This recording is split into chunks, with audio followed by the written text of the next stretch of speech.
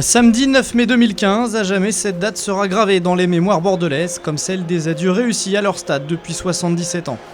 L'hommage a été magnifique de tifos, de chants, de pyrotechnie.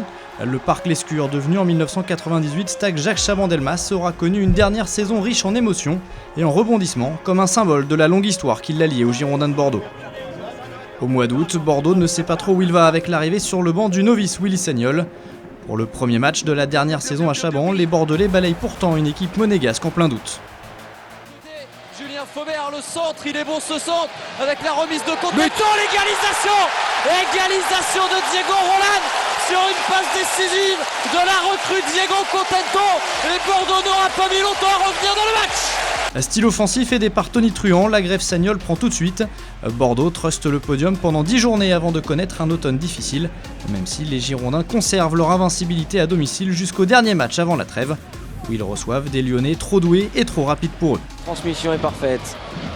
Superbe, Lacazette qui va décaler côté droit Ferry. Oh, c'est parfait. Les Lyonnais qui sont en balade à Chaban-Delmas autour de Ferry. De venir crucifier Carasso, 4-0, ça tourne à la démonstration. Défait 5-0 chez eux, les Bordelais perdent également contre Nice pour leur premier match à domicile en 2015. Emiliano Sala qui s'est battu devant Nampalys Mendy mais qui n'a pas eu ce ballon.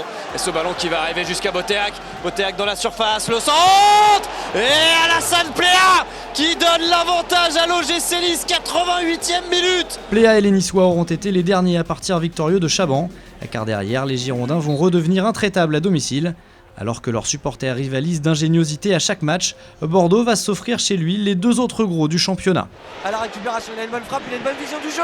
Aussi le centre pour Mariano. Ah, c'est magnifique. Les Bordelais qui reprennent l'avantage. Complètement fou. Ce match, ils n'ont jamais abdiqué. Ils ont finalement été récompensés. 3-2 pour les Girondins de Bordeaux. Face à des Parisiens certes fatigués par leur exploit à Chelsea 4 jours plus tôt, mais quand même capables de revenir 2 fois au score, les Bordelais trouvent les ressources pour aller chercher un succès de prestige mérité.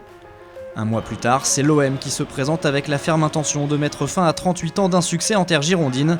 Une question d'honneur donc aussi pour les joueurs de Willy Sagnol pour ne pas être ceux qui auront cédé face aux Marseillais pour la dernière à Chaban.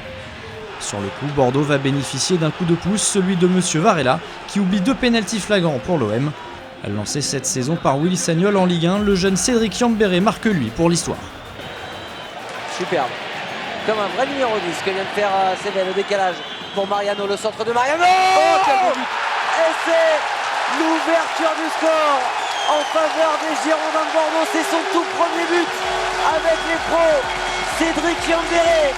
À l'heure de refermer définitivement le livre d'or des Girondins à Chaban, l'Uruguayen Diego Roland, si décrié lors de ses premiers mois en Gironde, restera comme le dernier buteur de l'histoire dans l'enceinte du centre-ville.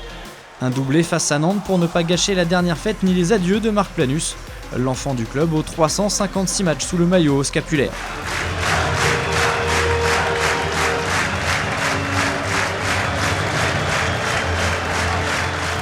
À partir de la 38e journée, les Girondins de Bordeaux entameront un nouveau chapitre dans leur nouvelle enceinte.